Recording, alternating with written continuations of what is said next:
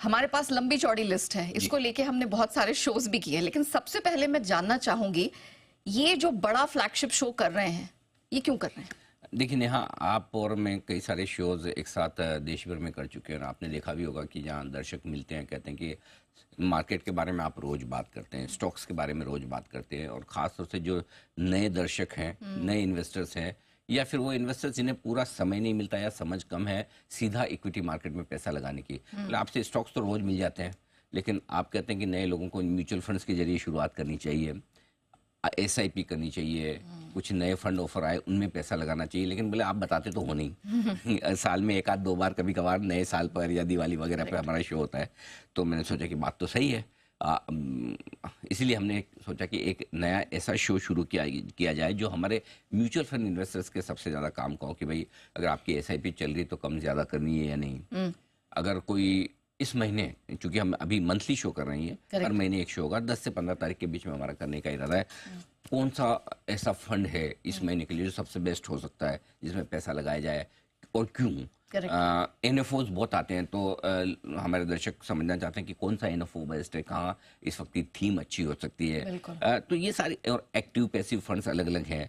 तो हमने सोचा कि क्यों ना एक ऐसा शो किया जाए जिसमें म्यूचुअल फंड इंडस्ट्री के सारे ट्रेंड्स, फ्लोज, पर्सनल फाइनेंस से जुड़ी आपकी काम की बात, और साथ ही साथ सीधे तौर पर जिन लोगों को निवेश करना है उनके लिए बेस्ट फंड कौन से हो सकते हैं, इस सब का समावेश हमने इस शो में किया। तो ये सब कुछ आपको हर महीने इस आधे घंटे के शो में मिलेगा। और सर, क्योंकि आप बोलते रहते हैं, इस वजह से हमने देखा एसआईपी के माध्यम से लोग पैसे भी लगा रहे हो और वो डेटा में रिफ्लेक्टेड है, जो कि हम हर महीने दिखाते हैं।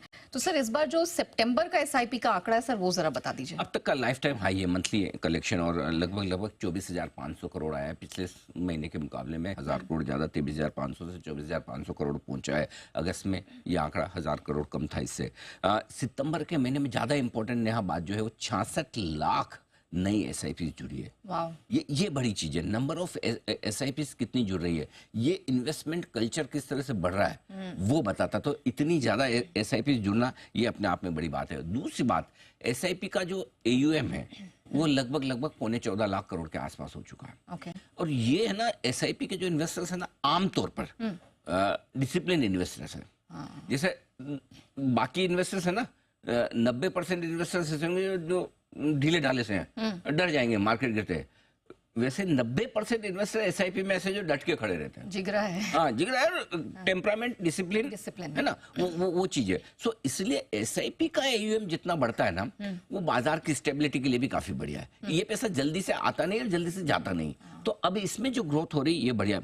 एसआईपी के अकाउंट 9.25 करोड़, लगभग 10 करोड़ तक पहुंच रहे हैं, 9 करोड़ 80 लाख हो चुके हैं। तो ये सारी चीजें जो है ना बहुत इंपॉर्टेंट है, कि जितने ज्यादा एसआईपी इन्वेस्टर्स होंगे, बाजार को, म्यूचुअल फंड के फ्लोज को और म्यूचुअल फंड के एयूएम को उतनी स्टेबिलिटी ज्यादा मिलेगी। तो ये नंबर्स बहुत बढ़िया है सितंबर के महीने के। नो डाउट सितंबर में ओवरऑल इक्विटी फ्लो थोड़ा सा घट कर आया है अगस्त के मुकाबले में, लेकिन फिर भी है तो नेट इनफ्लो है, अच्छा पैसा आ रहा है, कोई दिक्कत की बात नहीं है। ओके।